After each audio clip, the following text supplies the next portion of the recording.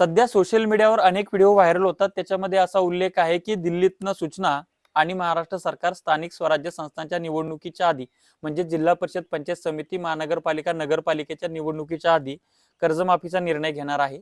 तर हे जे दावे केले जातात याच्यामध्ये काही अर्थ नाही, त्याच्यामध्ये काही तथ्य नाही, त्याच्यामध्ये काही सत्य नाही.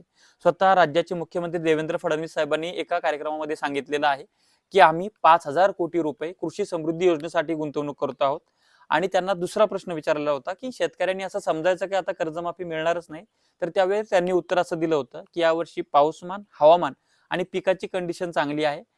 तीव्रता कमी आहे शेतकऱ्यांमध्ये कर्जमाफी मागण्याची किंवा कर्जमाफी त्यांना लगेच एवढी गरज नाहीये.